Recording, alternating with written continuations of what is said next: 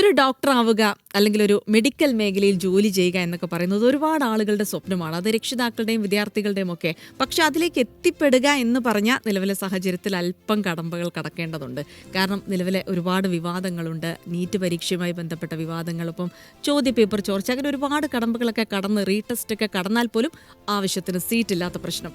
ഇവിടെയാണ് നമ്മൾ ഈ മെഡിക്കൽ പഠനം വിദേശത്തേക്കാക്കിയാലോ എന്നുള്ള ഒരു ആലോചന രക്ഷിതാക്കൾക്കും വിദ്യാർത്ഥികൾക്കൊക്കെ ഉണ്ടാകുന്നത്.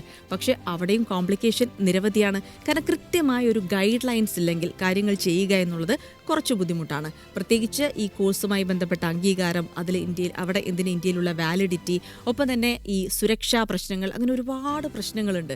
അപ്പോൾ ഇങ്ങനൊരു കാര്യം തിരഞ്ഞെടുക്കുമ്പോൾ കൃത്യമായ ഗൈഡ് ലൈനോടെ മുന്നോട്ട് പോകണമെങ്കിൽ അത് അറിയുന്ന ആളുകളിൽ നിന്ന് തന്നെ വിവരങ്ങൾ അറിയണം. അങ്ങനെ ഒരു കരിയർ എക്സ്പേർട്ടാണ് ഇന്ന് നമുക്കൊപ്പം ഉള്ളത്. ഡി ബ്രൈറ്റ് സ്റ്റഡി അബ്രോഡ് അക്കാഡമിയുടെ ഡയറക്ടർ റസ കവിയൂരാണ് ഇന്ന് നമുക്കൊപ്പം ചേരുന്നത്.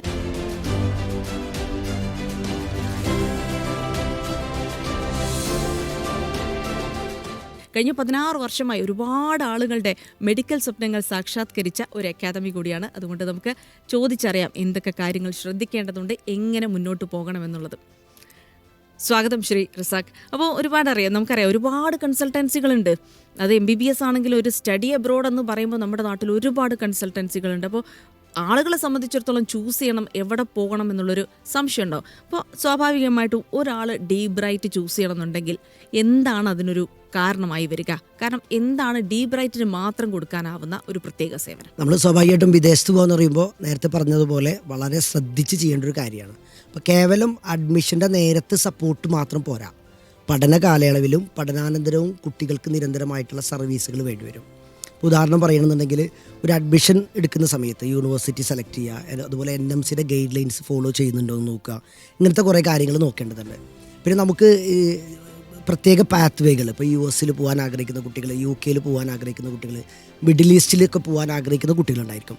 ഈ കുട്ടികൾ തിരഞ്ഞെടുക്കേണ്ട യൂണിവേഴ്സിറ്റികൾ, ആ ഒരു പാത്ത് വേയിലേക്ക് എത്തണമെങ്കിൽ ഏത് യൂണിവേഴ്സിറ്റിയിൽ പോയാൽ നന്നാവും, അതുപോലെ FMG പാസിംഗ് റേഷ്യോ, ഇങ്ങനത്തെ കുറേ കാര്യങ്ങൾ നോക്കിയിട്ടാണ് ഒന്നാമത്തെ ഘട്ടത്തിൽ നമ്മൾ യൂണിവേഴ്സിറ്റി സെലക്ട് ചെയ്തത്.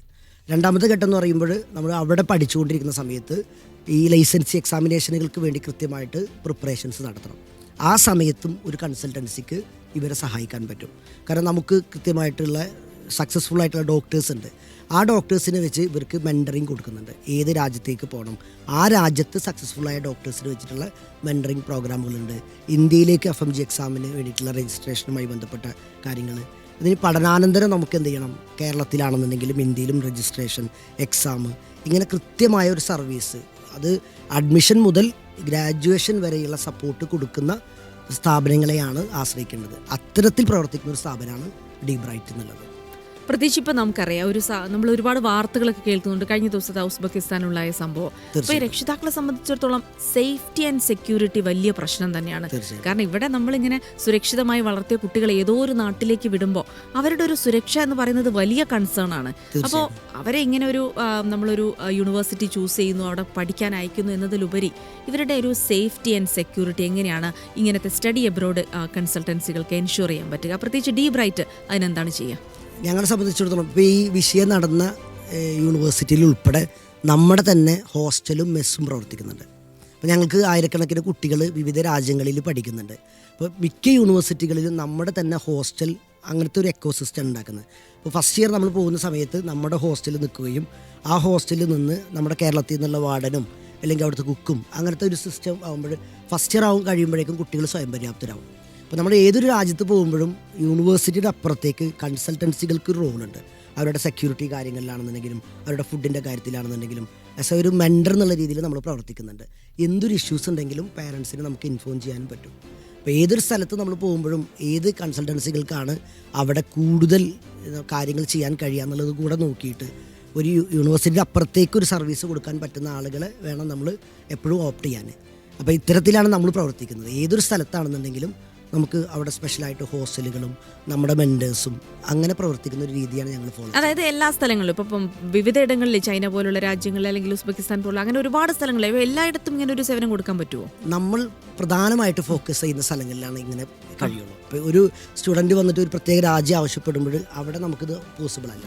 പക്ഷെ ഞങ്ങൾ ഫോക്കസ് ചെയ്യുന്ന പ്രധാന സ്ഥലം അത് നമുക്കിപ്പോൾ ഈ കുട്ടികൾ കൂടുതൽ ആവശ്യപ്പെടാവുന്ന അല്ലെങ്കിൽ കൂടുതൽ പോകുന്ന എല്ലാ സ്ഥലങ്ങളിലും നമ്മൾ ഇത്തരത്തിലുള്ള ഒരു സംവിധാനം സെറ്റ് ചെയ്തിട്ടുണ്ട്. അപ്പോൾ ഈ കുട്ടികളുടെ രക്ഷിതാക്കളുടെയൊക്കെ മുന്നിലുള്ള ഒരു വലിയ വെല്ലുവിളി എന്ന് പറയുമ്പോൾ ഈ സ്റ്റഡി അബ്രോഡ് എന്നൊക്കെ പറയുമ്പോൾ ഒരു പണച്ചെലവുള്ള കാര്യമാണ്, തീർച്ചയായും അല്ലേ? കാരണം അത് എഫോർഡ് ചെയ്യാന്നുള്ളത് മിക്ക ആളുകൾക്കും ബുദ്ധിമുട്ടാണ്, പക്ഷെ വലിയ ആഗ്രഹമായിരിക്കും. അപ്പോൾ ഇങ്ങനെയുള്ള സ്ഥലങ്ങളിൽ ഈ കുട്ടികളെ സഹായിക്കാനായിട്ടുള്ള വല്ല സ്കോളർഷിപ്പ് അല്ലെങ്കിൽ അത് അങ്ങനത്തെ വിവരങ്ങളൊക്കെ ഈ അധ്യാപകർക്കൊക്കെ അല്ലെങ്കിൽ ഈ രക്ഷിതാക്കൾക്കൊക്കെ ഈ സ്റ്റഡി അബ്രോഡുകൾ പ്രൊവൈഡ് ചെയ്യാറുണ്ടോ? ഡീപറായിട്ട് അങ്ങനെ ചെയ്യാറുണ്ടോ? തീർച്ചയായിട്ടും. ഇപ്പോൾ നമ്മളെ സംബന്ധിച്ചുള്ള MBBS എന്ന് പറഞ്ഞൊരു കോഴ്സിന് വ്യാപകമായിട്ടുള്ള സ്കോളർഷിപ്പുകൾ അവൈലബിൾ അല്ല. പക്ഷേ നമുക്ക് അവരുടെ പെർഫോമൻസ് ബേസ്ഡ് +2 മാർക്കിനെ ബേസ് ചെയ്തിട്ടോ ഇല്ലെങ്കിൽ ഇവർ MBBS പഠന കാലയളവിൽ അവരുടെ ആ സമയത്തുള്ള പെർഫോമൻസിനെ ബേസ് ചെയ്തിട്ടൊക്കെ സ്കോളർഷിപ്പുകൾ പ്രൊവൈഡ് ചെയ്യുന്ന യൂണിവേഴ്സിറ്റികളുണ്ട്. അപ്പോൾ നമ്മൾ ഇത്തരത്തിൽ നമ്മുടെ കൗൺസിലിങ്ങിൻ്റെ സമയത്ത് ഈ കുട്ടികളുടെ മാർക്ക് നോക്കിയിട്ട് പലപ്പോഴും നീറ്റിൻ്റെ പെർഫോമൻസിനെ ബേസ് ചെയ്തിട്ട് വരെ സ്കോളർഷിപ്പ് പ്രൊവൈഡ് ചെയ്യുന്ന കൺട്രീസ് ഉണ്ട്. അപ്പോൾ ആ ഒരു പ്രൊഫൈൽ നോക്കിയിട്ട് ഏതാണ് ഓപ്റ്റ് ആവുക, ഏതാണ് അവർക്ക് മാച്ച് ആവുന്നത്, ആ രീതിയിലാണ് ഞങ്ങളെപ്പോഴും കുട്ടികളെ റെഫർ ചെയ്യാറുള്ളത്. അപ്പോൾ അത് പ്യുവർലി പെർഫോമൻസ് ബേസ്ഡ് ആണ്. കുട്ടികൾക്ക് അവരുടെ മാർക്കിനെ ബേസ് ചെയ്തിട്ട് സ്കോളർഷിപ്പ് അല്ലെങ്കിൽ ട്യൂഷൻ ഫീസിൽ കുറവുകളൊക്കെ കിട്ടുന്നുണ്ട്. പലപ്പോഴും ഇങ്ങനത്തെ ഒരു സ്റ്റഡി അബ്രോഡ് സംഗതികളൊക്കെ കുറേ ആളുകൾ ആശ്രയിച്ചിട്ട് വലിയ ചതിക്കുഴിയിൽ പെട്ടുപോയ അവസ്ഥയുണ്ട്. പലയിടത്തും പോയിട്ട് അവർ ഗ്രാജുവേഷൻ എടുക്കുന്നു, തിരിച്ചു വരുമ്പോഴാണ് ഇവിടെ അതിന് വാലിഡിറ്റി ഇല്ല എന്ന് മനസ്സിലാവുന്നത്, NMC അംഗീകരിക്കുന്നില്ല എന്ന് മനസ്സിലാവുന്നത്. അപ്പോൾ പ്രത്യേകിച്ച് അതിലൊരുപാട് ശ്രദ്ധ വേണം. കാരണം ഒരു രക്ഷിതാവിൻ്റെ ഒരു അധ്വാനം, കുട്ടികളുടെയും ഒക്കെ ഒരു അധ്വാനമാണ് അതിലൂടെ പാഴായി പോകുന്നത്. അപ്പോൾ അതിനെങ്ങനെയാണ്, എന്തൊക്കെയാണ് നമ്മൾ ശ്രദ്ധിക്കേണ്ട അഡ്മിഷൻ എടുക്കുമ്പോൾ? MBBS പോലത്തെ ഒരു കോഴ്സാണെന്ന് വെച്ചാൽ NMCയുടെ ഗൈഡ് ലൈൻസ് പറയുന്നുണ്ട്. ഏത് രാജ്യത്ത് പോകുമ്പോഴും നമ്മൾ ശ്രദ്ധിക്കേണ്ട ഒരുപാട് കാര്യങ്ങൾ. ഇപ്പോൾ ഇംഗ്ലീഷ് മീഡിയം പ്രോഗ്രാം ആയിരിക്കണം, ഇത്ര മാസത്തെ കോഴ്സ് ഉണ്ടായിരിക്കണം, ഇങ്ങനെ കുറേ കാര്യങ്ങൾ പറയുന്നത്. വേൾഡ് ഡയറക്ടർ ഓഫ് മെഡിക്കൽ സ്കൂളിൻ്റെ ലിസ്റ്റിലുണ്ടാവണം, ട്രാൻസ്ഫർ പാടില്ല. ഇങ്ങനെ ഈ പറയുന്ന ഗൈഡ് ലൈൻസുകൾ കൃത്യമായി ഫോളോ ചെയ്യുന്ന യൂണിവേഴ്സിറ്റികൾ മാത്രമാണ് കുട്ടികൾ സെലക്ട് ചെയ്യാൻ പാടുള്ളൂ. ഒപ്പം ഈ FMGയുടെ പാസിംഗ് റേഷ്യോ ഉണ്ട്. അത് നമ്മൾ കൃത്യമായിട്ട് നോക്കി നമ്മൾ പോകുന്ന യൂണിവേഴ്സിറ്റിയിൽ എത്രത്തോളം പാസിംഗ് റേഷ്യോ ഉണ്ട്, നമുക്ക് ആ പാസിംഗ് റേഷ്യോ നമ്മളെ ഒരു നല്ല ഡോക്ടറാവാൻ ഹെൽപ്പ് ചെയ്യും. അപ്പോൾ ഇത്തരത്തിലുള്ള കുറേ കാര്യങ്ങൾ നോക്കിയിട്ടാണ് പോകേണ്ടത്. ഈ MBBS എന്ന കോഴ്സ് മറ്റു കോഴ്സുകളിൽ നിന്ന് വ്യത്യസ്തമാണ്. കാരണം തിരിച്ചു വന്നിട്ട് ലൈസൻസി എക്സാമിനേഷൻ ഉണ്ട്. ആ ലൈസൻസി എക്സാമിനേഷൻ പാസ്സായില്ല എന്നുണ്ടെങ്കിൽ നമ്മുടെ ക്വാളിഫിക്കേഷൻ +2 തന്നെയായിരിക്കും. ഇനി നമുക്ക് മറ്റൊരു രാജ്യത്തേക്ക് പോകണമെന്ന് വിചാരിച്ചിട്ടുണ്ടെങ്കിൽ ആ രാജ്യത്തും ലൈസൻസി എക്സാമിനേഷൻ ഉണ്ട്. അപ്പോൾ MBBS എന്നുള്ളത് വളരെ ശ്രദ്ധിച്ചിട്ട് ഡബിൾ ചെക്ക് ചെയ്തിട്ട് പോകേണ്ട ഒരു കോഴ്സാണ്. നമുക്ക് MBA പോകുന്ന പോലെ BBA പോകുന്ന പോലെ നഴ്സിംഗ് പോലത്തെ കോഴ്സ് പോകുന്ന പോലെയോ ഓടി പോകാൻ കഴിയുന്ന കാര്യമല്ല. അപ്പോൾ ഇവിടെ കിട്ടുന്നൊരു സാഹചര്യം വരുമ്പോൾ ഈ കോഴ്സ് തന്നെ പഠിക്കണം എന്ന് ആഗ്രഹം വരുമ്പോഴാണ് വിദേശത്ത് പോകുന്നത്. അങ്ങനെ പോകുന്ന സമയത്ത് ഇത്തരത്തിലുള്ള ഒരുപാട് കാര്യങ്ങൾ കൃത്യമായി നോക്കി അവിടെ പഠിക്കുന്ന കുട്ടികളായിട്ട് കമ്മ്യൂണിക്കേറ്റ് ചെയ്ത്, അവിടെ നിലവിൽ പഠിക്കുന്ന കുട്ടികളുടെ രക്ഷിതാക്കളായിട്ട് കമ്മ്യൂണിക്കേറ്റ് ചെയ്ത്, ഇങ്ങനെ എല്ലാ മാനദണ്ഡങ്ങളും നോക്കി പോകുമ്പോഴാണ് നല്ല യൂണിവേഴ്സിറ്റി കിട്ടുള്ളൂ സ്വാഭാവികമായിട്ടും. MBBS കോഴ്സ് കഴിഞ്ഞാലും അവിടെ നാട്ടിൽ തിരിച്ചു വന്ന ശേഷം 2 വർഷത്തെ ഇന്റേൺഷിപ്പ് കോഴ്സൊക്കെ ചെയ്യേണ്ടതുണ്ട്. അപ്പോൾ ഇങ്ങനത്തെ സ്ഥാപനങ്ങളെ സംബന്ധിച്ചിടത്തോളം അവർ കോഴ്സ് കഴിയുന്നതോടുകൂടെ വേറെ ആരുമല്ല, ഡീബ്രൈറ്റിനെ സംബന്ധിച്ചിടത്തോളം അവരോടുള്ളൊരു ബാധ്യത കഴിഞ്ഞു, അതോ ഇന്റേൺഷിപ്പിന് അടക്കമുള്ള എന്തെങ്കിലും സഹായങ്ങൾ ഉണ്ടാവുമോ? തീർച്ചയായിട്ടും. ഇപ്പോൾ 1 ഇയർ ഇന്റേൺഷിപ്പ് കമ്പൽസറിയാണ് ഇന്ത്യയിൽ തിരിച്ചു വന്നിട്ട് നിർബന്ധമാണ്. അത് കേവലം അഡ്മിഷൻ്റെ സപ്പോർട്ടിനപ്പുറത്തേക്ക് പഠന കാലയളവിലും പഠനാനന്തരവും നമ്മുടെ സപ്പോർട്ട് ഉണ്ടായിരിക്കും, മെൻറ്ററിങ് ഉണ്ടായിരിക്കും. അതുപോലെ നമുക്ക് FMGയുടെ കോച്ചിങ്ങിനുള്ള സപ്പോർട്ട്, ഇങ്ങനത്തെ കാര്യങ്ങളൊക്കെ കൊടുക്കുന്നുണ്ട്. അപ്പോൾ ഞങ്ങളെ സംബന്ധിച്ചിടത്തോളം ഞങ്ങൾ ഇത്ര വർഷമായിട്ട് പ്രവർത്തിക്കുന്നത് ഈ ഒരു മെത്തേഡിലാണ്. അപ്പോൾ നിലവിൽ ഞങ്ങൾക്ക് നല്ലൊരു ഇവിടുന്ന് പാസ് ഔട്ടായ ഡോക്ടേഴ്സിൻ്റെ ഒരു മെൻറ്ററിങ് പ്രോഗ്രാമുകളൊക്കെ അവൈലബിൾ ആണ്. അപ്പോൾ നിലവിൽ ഈ കോഴ്സ് കഴിഞ്ഞ് കേരളത്തിൽ വരുന്ന കുട്ടികൾക്ക് രജിസ്ട്രേഷനും ഇൻറ്റേൺഷിപ്പും എങ്ങനെ ഫാസ്റ്റ് ആക്കാൻ പറ്റും, ഇതൊക്കെ നമുക്ക് ഹെൽപ്പ് ചെയ്യാനും സപ്പോർട്ട് ചെയ്യാനും ത്രൂ ഔട്ട് മെൻറ്ററിങ് ആണ് നമ്മൾ പ്രൊവൈഡ് ചെയ്യുന്നത് കൂടുതലായിട്ടും.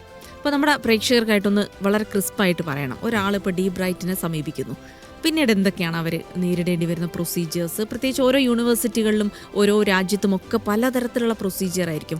അപ്പോൾ എങ്ങനെയാണ് ഡീബ്രൈറ്റ് ഇവർക്കൊപ്പം നിന്ന് ഇവരുടെ ഒരു ആഗ്രഹം സഫലീകരിക്കുക? തീർച്ചയായും നമ്മുടെ അടുത്ത് വരുന്ന സമയത്ത് പാരൻസ് കുട്ടികൾ വരുന്ന സമയത്ത് അവരുടെ മാർക്ക് കാര്യങ്ങൾ ഞങ്ങൾ നോക്കാറുണ്ട്, അവരുടെ ബഡ്ജറ്റ് നോക്കാറുണ്ട്, അവരുടെ ലോങ് ടൈം ഗോൾ എന്താണെന്ന് നോക്കും. ഇത് 3ഉം അലൈൻ ചെയ്തിട്ടാണ് നമ്മളൊരു രാജ്യമോ യൂണിവേഴ്സിറ്റിയോ പറയുന്നത്.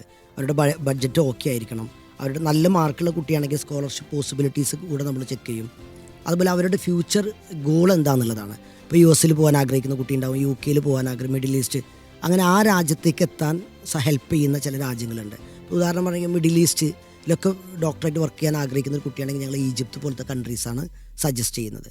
ബഡ്ജറ്റ് ഫ്രണ്ട്ലി ആയിട്ടുള്ള അഫോർഡബിൾ എന്നുള്ള രീതിയിലേക്ക് വരുമ്പോൾ ഉസ്ബെക്ക് പോലത്തെ കുറേ കൺട്രീസ് ഉണ്ട്, ബഡ്ജറ്റ് ഓപ്ഷൻസ് ഉണ്ട്. ഇപ്പോൾ നമുക്ക് യൂറോപ്പ് യൂണിയൻ കൺട്രികളിലൊക്കെ പോകാൻ ആഗ്രഹിക്കുന്ന ഒരു കുട്ടിയാണെങ്കിൽ യൂറോപ്പ് യൂണിയൻ കൺട്രികളിൽ ബൾഗേറിയ, ലാറ്റ്വിയ, ലിത്വാനിയ പോലത്തെ രാജ്യങ്ങളിൽ പോയിട്ട് MBBS പഠിക്കാൻ പറ്റും. അപ്പോൾ ഓരോ കുട്ടികൾക്കനുസരിച്ച് നമുക്ക് അവർക്ക് വേണ്ട ഒരു ഡെസ്റ്റിനേഷൻ സെലക്ട് ചെയ്യുക എന്നുള്ളതാണ് ഒന്നാമത്തെ ഘട്ടം. പിന്നെ ഈ പഠന കാലയളവിൽ അവർക്ക് വേണ്ട ഏത് ലൈസൻസ് എക്സാമിനേഷന് വേണ്ടിയിട്ടാണോ പ്രിപ്പയർ ചെയ്യേണ്ടത് അത് കൃത്യമായിട്ടുള്ള അതിനുള്ള പാത്വേ കാര്യങ്ങൾ സെറ്റ് ചെയ്ത് കൊടുക്കുക, അത് അങ്ങനെ നടക്കുന്നത്. പിന്നെ കോഴ്സ് കഴിഞ്ഞ് ഇവിടുത്തെ രജിസ്ട്രേഷൻ അതുവരെയുള്ള സപ്പോർട്ട് കാര്യങ്ങളൊക്കെ കൊടുക്കുന്നത്. ചില ആളുകൾക്ക് ഈ ഫുഡ് അങ്ങനത്തെ കാര്യങ്ങളൊക്കെ കൺസേൺ ഉണ്ടായിരിക്കും. അപ്പോൾ നമ്മുടേതായിട്ടുള്ള ഹോസ്റ്റലുകളുണ്ട്, കേരള ഫുഡും കാര്യങ്ങളൊക്കെ പ്രൊവൈഡ് ചെയ്യുന്ന. ഇപ്പോൾ പെൺകുട്ടികൾക്ക് മാത്രമുള്ള ഹോസ്റ്റലുകൾ പ്രവർത്തിക്കുന്നുണ്ട്. അപ്പോൾ ഓരോ പേരൻസിൻ്റെ കൺസേൺ, കുട്ടികളുടെ കൺസേൺ അതിനനുസരിച്ചിട്ട് അവരെ വേണ്ട സ്ഥലങ്ങളിലേക്ക് എത്തിക്കുക എന്നുള്ളതാണ്. അത് കോഴ്സ് കഴിയുന്നവരെയുള്ള സപ്പോർട്ടും കൂടെയാണ് നമ്മൾ പ്രൊവൈഡ് ചെയ്യുന്നത്. അപ്പോൾ ഇതിലേറ്റവും പ്രധാനമായിട്ട് പറയാനുള്ളത്, ഞാൻ തുടക്കത്തിൽ പറഞ്ഞതുപോലെ ഈ ഒരു സ്റ്റഡി അബ്രോഡ് ബൂം ഉണ്ടായ സമയത്ത് ഒരുപാട് കൺസൾട്ടൻസികൾ ഇങ്ങനെ നമ്മൾ കാണുന്നുണ്ട്. പക്ഷെ ഇതിൽ വർഷം ഒരു വളരെ പ്രധാനമാണ്. കാരണം 16 വർഷം എന്ന് പറയുമ്പോൾ നമുക്കത് ആ ഒരു ചെറിയൊരു കാലയളവല്ല. നമുക്കൊരു വിശ്വസിക്കാം എന്നുള്ള രീതിയിൽ നിങ്ങൾ കഴിഞ്ഞ 16 വർഷമായി ഫീൽഡിലുണ്ട്, നിങ്ങൾക്കറിയാം ഒരുപാട് കാര്യങ്ങൾ എന്നുള്ളൊരു ട്രസ്റ്റ് ഫാക്ടർ കൂടെ അവിടെ ഉണ്ടല്ലോ. അപ്പം ഒരുപാട് ആളുകളെ സ്വപ്നം സബലീകരിക്കാൻ സഹായിച്ചിട്ടുണ്ടാകും. അപ്പോൾ ഇങ്ങനെ ഒരു 16 വർഷത്തെ ജേണിയിൽ എന്തെങ്കിലും അങ്ങനെ വളരെ മെമ്മറബിൾ ആയിട്ടുള്ള ഒരു എക്സ്പീരിയൻസ് അല്ലെങ്കിൽ ഒരു വലിയ വിജയഗാഥ അങ്ങനെയൊക്കെ പറയാനുണ്ടോ? തീർച്ചയായിട്ടും. നമ്മൾ ഒരുപാട് ആളുകൾക്ക്, ഇപ്പം എനിക്ക് വളരെ ഡിഫറെൻ്റ് ആയിട്ടുള്ള ഒരു 60 വയസ്സ് കഴിഞ്ഞ ഒരാൾ SBI എന്നൊക്കെ റിട്ടയർഡ് ആയിട്ട് ഡോക്ടർ ആവണമെന്നുള്ള ആഗ്രഹമായിട്ട് വന്നിട്ട് അദ്ദേഹം വിദേശത്ത് പോയി MBBS കഴിഞ്ഞു, ഇപ്പോൾ FMG എഴുതുന്നുണ്ട്. അപ്പോൾ ഈ ഒരു കോഴ്സിൻ്റെ ഒരു പ്രത്യേകത എന്താണെന്ന് വെച്ച് കഴിഞ്ഞാൽ പലപ്പോഴും നമ്മൾ മറ്റു മേഖലകളിലേക്കൊക്കെ പ്രവേശിച്ചാലും ഈ ഒരു സ്വപ്നം നമ്മളെ വേട്ടയാടുന്നുണ്ടാവും. അങ്ങനത്തെ ആളുകളെയും ഹെൽപ്പ് ചെയ്യാൻ കഴിഞ്ഞു, അങ്ങനത്തെ ആളുകൾക്കും ഡോക്ടറാവാൻ കഴിഞ്ഞു. ഇത്തരത്തിലുള്ള വിവിധ ഏജ് ഗ്രൂപ്പിലുള്ള ആളുകളെ അല്ലെങ്കിൽ ഇവിടെ 2 തവണ 3 തവണ ഒക്കെ എഴുതി കിട്ടാഞ്ഞിട്ട് വളരെ നല്ല മാർക്ക് ഉണ്ടായിട്ടും കഴിവുണ്ടായിട്ടും ഇങ്ങനെ ഇവിടുത്തെ ലിമിറ്റഡ് അവൈലബിലിറ്റിയുടെ പേരിൽ ഈ സ്വപ്നം വേണ്ടാന്ന് വെക്കുന്ന ആളുകൾ ഒരുപാട് ആളുകളെ ഡോക്ടറാക്കാൻ പറ്റുന്നുള്ളതാണ് ഞങ്ങളുടെ ഏറ്റവും വലിയ ഒരു ചാരിതാർത്ഥ്യം. തീർച്ചയായിട്ടും. അതിനപ്പുറത്തേക്ക് ഇപ്പോൾ ഒരു ഡോക്ടർ എന്ന് പറയുമ്പോൾ നമുക്കറിയാം, ഒരു കോഴ്സൊക്കെ കംപ്ലീറ്റ് ചെയ്ത് വന്നാൽ ഏതെങ്കിലും ഹോസ്പിറ്റലിൽ ജോയിൻ ചെയ്യാം, അല്ലെങ്കിൽ സ്വന്തമായിട്ടൊരു ക്ലിനിക്ക് തുടങ്ങാം. അപ്പോൾ ഇതിനപ്പുറത്തേക്കുള്ള വലിയ കരിയർ സാധ്യത ഇന്നത്തെ കാലഘട്ടത്തിൽ ഡോക്ടർമാർക്കുണ്ടല്ലേ? ഈ രണ്ട്, കാരണം നമ്മളെപ്പോഴും ഫോക്കസ് ചെയ്യുന്നത് അങ്ങനെയാണ്. പക്ഷെ അതിനപ്പുറത്തേക്ക് ഇന്നിപ്പോൾ വളർന്നു വരുന്ന തൊഴിലവസരങ്ങൾ എന്തൊക്കെയാണ് മെഡിക്കൽ ഫീൽഡിൽ? സ്വാഭാവികമായിട്ടും ഇപ്പോൾ കുറേ ആളുകൾ ടീച്ചിങ് മേഖലയിലേക്ക് പോകുന്നുണ്ട്. എസ്പെഷ്യലി ഇപ്പോൾ വിദേശ രാജ്യങ്ങളിലൊക്കെ ഇത്തരത്തിൽ കുട്ടികൾ കൂടുതൽ പോകുന്നുണ്ട്. അവിടെ ആസ് എ ടീച്ചർ, അത് പോസ്റ്റ് ഗ്രാജുവേഷൻ കഴിഞ്ഞിട്ട് അങ്ങനെ കുറേ ആൾക്കാർ ചെയ്യുന്നുണ്ട്. വളരെ ഡിഫറെൻ്റ് ആയിട്ട് കുറേ ആളുകൾ MBA എടുത്തിട്ട് ഹോസ്പിറ്റൽ അഡ്മിനിസ്ട്രേഷൻ അങ്ങനത്തെ കാര്യങ്ങളിലേക്ക് പോകുന്ന ഒരുപാട് ആളുകളുണ്ട്. റിസർച്ച് വിങ്ങിലേക്ക് പോകുന്ന, അങ്ങനെ ഡിഫറെൻ്റ് ആയിട്ടുള്ള കരിയർ ഓപ്റ്റ് ചെയ്യുന്ന ഒരുപാട് ഡോക്ടേഴ്സ് നമുക്ക് തന്നെ ഉണ്ട് ഓൾറെഡി. അപ്പോൾ എനിക്ക് തന്നെ UK വിവിധ PhD ഒക്കെ എടുത്തിട്ട് ഈ ഹെൽത്ത് കെയർ ഇൻഡസ്ട്രിയിലൊക്കെ പോകുന്ന ഒരുപാട് ഡോക്ടേഴ്സ് ഉണ്ട്. നമ്മളിങ്ങനെ മൈഗ്രേഷനെ പറ്റി പറയുമ്പോൾ റിവേഴ്സ് മൈഗ്രേഷനെ കൂടെ പറ്റി പറയണമല്ലോ. അതൊരു ട്രെൻഡിങ് ആയിട്ടുള്ള ഒരു കാലം കൂടിയാണ്. അപ്പോൾ അതിനനുസരിച്ച് നമ്മൾ ആളുകളൊക്കെ ഇപ്പം പലപ്പോഴും കോഴ്സ് ചൂസ് ചെയ്യുമ്പോൾ ഇന്ന സ്ഥലത്ത് പോയി ജോലി ചെയ്യണം എന്ന് ആലോചിച്ച് ചിലപ്പോൾ, പക്ഷേ ഇപ്പോൾ ജർമ്മനി പോകുമ്പോൾ അവിടുത്തെ കാര്യങ്ങളൊക്കെയാണ്. പക്ഷേ തിരിച്ച് നമ്മുടെ കൺട്രിയിൽ വരുമ്പോൾ അതിന് വാലിഡിറ്റി ഉണ്ടോ എന്ന് നോക്കേണ്ടതുണ്ട്. മാത്രമല്ല മൾട്ടിപ്പിൾ കൺട്രിയിൽ ജോലി ചെയ്യാനുള്ള സാധ്യത നമുക്ക് ലഭിക്കുന്ന സർട്ടിഫിക്കറ്റ് ഉണ്ടോ എന്ന്, അത്തരം കാര്യങ്ങൾ കൂടെ ശ്രദ്ധിക്കേണ്ടതുണ്ട് ഈ കോഴ്സ് എടുക്കുമ്പോൾ. തീർച്ചയായിട്ടും. അപ്പോൾ എസ്പെഷ്യലി MBBS ആണെന്നുണ്ടെങ്കിലും MBBSന് നിർബന്ധമായിട്ട് ഹോം കൺട്രി FMG പാസ്സാവണം എന്നുള്ളത് നിർബന്ധമാണ്. അല്ലെങ്കിൽ അതുപോലെ വേറെ കൺട്രി പോകണമെങ്കിൽ അതാത് രാജ്യങ്ങളുടെ ലൈസൻസ് എക്സാമിനേഷൻ നിർബന്ധമാണ്. ഇപ്പോൾ നഴ്സിംഗ് പോലത്തെ കോഴ്സുകൾക്കാണ് ഇത് ഏറ്റവും കൂടുതൽ ബാധിക്കുന്നത്. ഒരുപാട് ആളുകൾ നമ്മുടെ നാട്ടിലെ GNM പോലത്തെ കോഴ്സുകൾ എടുക്കുന്നുണ്ട്. 3 ഇയർ പ്രോഗ്രാം ആയിരിക്കും. അപ്പോൾ ഏതെങ്കിലും ജർമ്മനി പോലത്തെ രാജ്യങ്ങളിലേക്കൊക്കെ ലക്ഷ്യം വെച്ചിട്ടാണ് അവർ ആ കോഴ്സ് എടുക്കുന്നത്. പക്ഷേ ഇത്തരത്തിലൊരു റിവേഴ്സ് മൈഗ്രേഷൻ വരുന്ന സമയത്ത് ഹോം കൺട്രി രജിസ്ട്രേഷൻ പോസിബിൾ ആവില്ല. ഇവിടെ ആ സർട്ടിഫിക്കറ്റ് കൊണ്ട് ഇവർക്ക് ജോലി ചെയ്യാനൊന്നും കഴിയില്ല. ഇല്ലെങ്കിൽ പല രാജ്യങ്ങൾ, ഇപ്പോൾ മിഡിൽ ഈസ്റ്റിലൊന്നും 3 വർഷത്തെ ഈ നഴ്സിംഗ് പ്രോഗ്രാമുകളൊന്നും വാലിഡ് അല്ല. നമ്മൾ എവിടെ പോകുന്നുണ്ടെങ്കിലും ഗ്ലോബലി റെക്കഗ്നൈസ്ഡ് ആയിട്ടുള്ള, എസ്പെഷ്യലി ഹോം കൺട്രി നമ്മുടെ രാജ്യത്ത് വാലിഡ് ആയിട്ടുള്ള ഒരു ഡിഗ്രി എടുക്കുന്നതാണ് ഏറ്റവും നല്ലത്. കാരണം ലോകത്തിൻ്റെ ക്രമം മാറുകയാണ്. ഏത് രാജ്യത്ത് ഇപ്പോൾ പല രാജ്യങ്ങളിലും ഓപ്പർച്യൂണിറ്റി ഉണ്ടായിരിക്കും. പക്ഷെ നമ്മൾ കോഴ്സ് കഴിയുമ്പോഴേക്ക് ആ രാജ്യത്ത് ആ ഓപ്പർച്യൂണിറ്റി നിലനിൽക്കണമെന്നൊരു നിർബന്ധമല്ല. അപ്പോൾ ഗ്ലോബലി റെക്കഗ്നൈസ്ഡ് ആയിട്ടുള്ള ഡിഗ്രി എടുക്കുക എന്നുള്ളതാണ് ഇതിൻ്റെ ഒരു കോമൺ സെൻസ്. എവിടെ പോകുമ്പോഴും നമുക്ക് ഇന്ത്യ ഉൾപ്പെടെ വിദേശ രാജ്യങ്ങളിൽ എവിടെയും റെക്കഗ്നൈസ്ഡ് ആയിട്ടുള്ള ഒരു ക്രെഡിറ്റ് പോയിന്റുകളുണ്ട്. 240 ക്രെഡിറ്റ് ഉള്ള പ്രോഗ്രാമുകളൊക്കെ എടുക്കുന്നതാണ് നല്ലത്. പലപ്പോഴും ഈ നഴ്സിംഗ് പ്രോഗ്രാമുകളൊക്കെ 180 ക്രെഡിറ്റ് ഉള്ളതൊക്കെ പോകുന്നുണ്ട്. അങ്ങനെ പോകുമ്പോഴത് ഡിപ്ലോമ കോഴ്സാണെന്നും ആ രാജ്യത്തല്ലാതെ മറ്റു രാജ്യങ്ങളിലൊന്നും ഇത് വാലിഡ് അല്ലെന്നും ഒരു തിരിച്ചറിവ് സ്റ്റുഡൻസിനും പാരൻസിനും നിർബന്ധമായിട്ടുണ്ടാവണം.